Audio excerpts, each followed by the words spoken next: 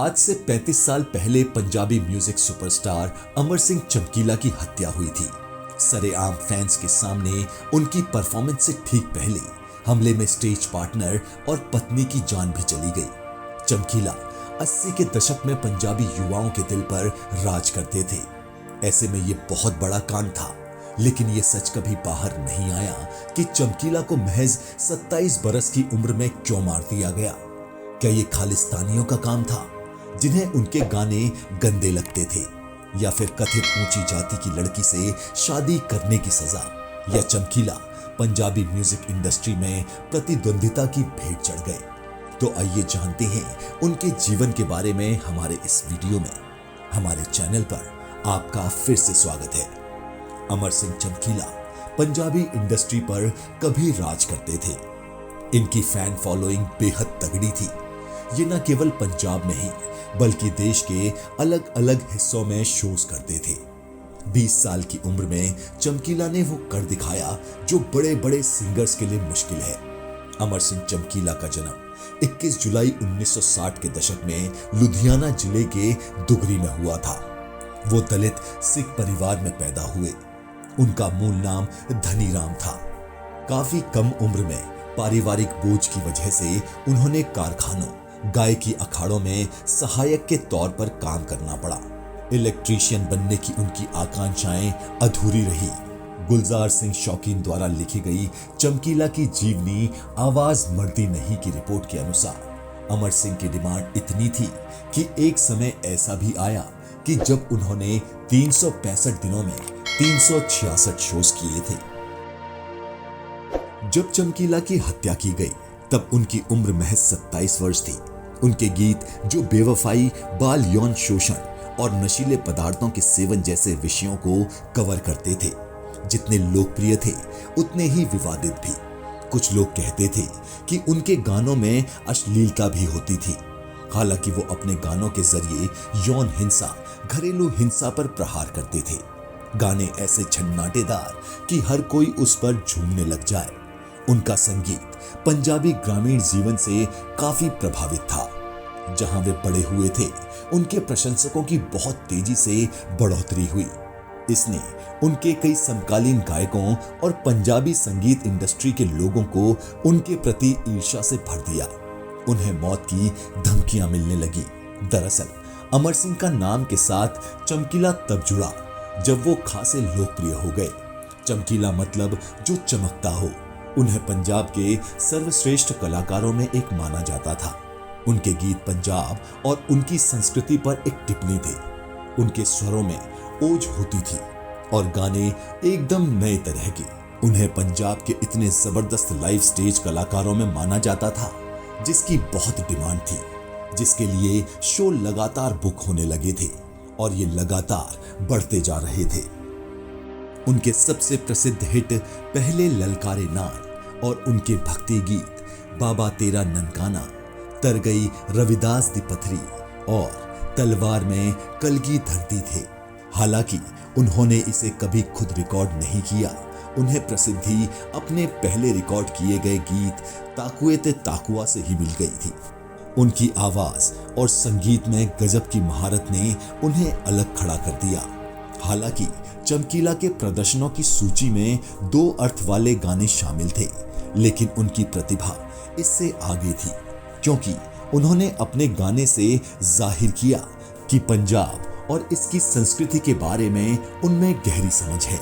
वैसे उनकी धार्मिक रचनाएं भी इतनी लोकप्रिय थी कि उसे सुनकर आंसू निकलने लगते थे। संगीत के प्रति स्वाभाविक रुचि के कारण उन्होंने हारमोनियम और ढोलकी बजाना सीखा। 1979 में चमकीला अपने सबसे अच्छे दोस्त कुलदीप पारस के साथ साइकिल पर पहुंचे। वहीं उन्हें गीतकार और संगीतकार सुरिंदर शिंदे ने सुना।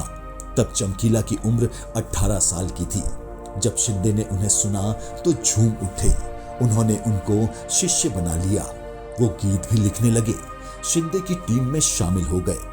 धनीराम के जीवन में एक महत्वपूर्ण क्षण तब आया जब शिंदा 1980 के दशक की शुरुआत में कनाडा में एकल गायन दौरे पर निकले। उनके द्वारा लिखे गए और शिंदे की युगल जोड़ीदार सोनिया के साथ रिकॉर्ड किए गए 4 गानों ने उन्हें स्टार बना दिया। धनीराम का पुनर्जन्म चमकीला के रूप में हुआ। चमकीला और सोनिया की अनूठी शैली ने दर्शकों के दिलों पर कब्जा कर लिया। सोनिया से अलग होने के कुछ समय बाद चमकीला को अमरजीत कौर के रूप में एक नया सहयोगी मिला। चमकीला और अमरजीत की साझेदारी ने पंजाबी संगीत इतिहास में एक महत्वपूर्ण मील का पत्थर साबित किया। चमकीला अपने गानों से स्टार बनते जा रहे थे। चमकीला ने अपना खुद का ग्रुप बना लिया क्योंकि उन्हें लगता था कि उन्हें एल्बम में काफी पैसा नहीं मिलता है। चमकीला ने अपने गीत खुद लिखे, जिसमें से अधिकांश बचकाने और विचारोत्तेजक थे। इस जोड़ी की डिमांड न केवल पंजाब में बढ़ी, बल्कि वे विदेश में पंजाबियों के बीच तेजी से लोकप्रिय होकर वह अंतर्राष्ट्रीय स्टारडम की दौड़ में शामिल हो गए। इस समय से कहा जाता है कि चमकीला अपने समकालीन गायकों की तुलना ज्यादा कमाते हैं और उनकी जबरदस्त बुकिंग होती है। चमकीला के करीबी दोस्त और गीतकार स्वर्ण सीविया ने पिछले दिनों एक इंटरव्यू में कहा वो मॉनसून के दौरान अपने गाने रिकॉर्ड करना पसंद करते थे। साल का बाकी समय तो रोज 2 या 3 शादियों में परफॉर्मेंस से भरा रहता था। अपने करियर के चरम पर उन्होंने केवल 11 महीने में आश्चर्यजनक तौर पर 411 कार्यक्रमों में भाग लिया। निश्चित तौर पर उनके समकालीन कलाकार और गायक उनकी तेजी से उनसे बैर और नाखुश तो रहते थे। उनकी अपार लोकप्रियता उन पर भारी पड़ती जा रही थी, इस हद तक कि लोग केवल चमकीला के प्रदर्शन की ही मांग करने लगे। चमकीला की पहली शादी पहले से गुरदयाल कौर से हो चुकी थी, जिनसे उनकी 2 बेटियां थीं। लेकिन चमकीला को उच्च जाति की अमरजोत से प्यार हो गया। जब दोनों ने शादी की तो बहुत नाराजगी हुई। उनके 2 बेटे हुए।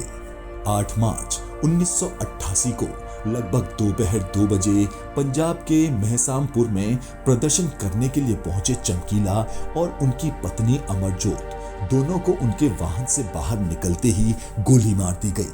मोटरसाइकिल सवारों के एक गिरोह ने कई राउंड गोलियां चलाई, जिसमें दंपत्ति और उनके दल के अन्य सदस्य गंभीर रूप से घायल हो गए।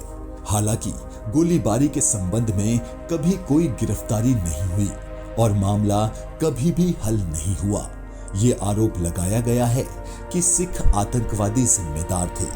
इस सिद्धांत का चमकीला के करीबी दोस्त और गीतकार स्वर्ण सीविया ने खंडन किया था, जिन्होंने स्वतंत्र रूप से हत्या की जांच की थी। सीविया ने खुलासा किया कि चमकीला के विवादित गानों की वजह से 3 खालिस्तानी आतंकवादी संगठनों ने उन्हें निशाना बनाया। सीविया ने चमकीला और दरबार साहिब अमृतसर में 5 खालिस्तानी नेताओं के एक प्रतिमंडल के बीच एक बैठक की सुविधा प्रदान की, जहां चमकीला ने माफी मांगी और अपने गीतों के विषयों को बदलने की कसम खाई। सीविया को संदेह रहा कि उनकी हत्या के लिए खालिस्तानी आतंकवादी जिम्मेदार थे। उन्होंने कहा, अपने पूरे जीवन में मैंने ये जांच करना जारी रखा है कि उनकी हत्या के पीछे कौन था। अगर आपको हमारे वीडियोस पसंद आ रहे हैं तो प्लीज लाइक, कमेंट, शेयर और सब्सक्राइब जरूर करें, ताकि और इंटरेस्टिंग वीडियो हम आपके लिए लाते रहें।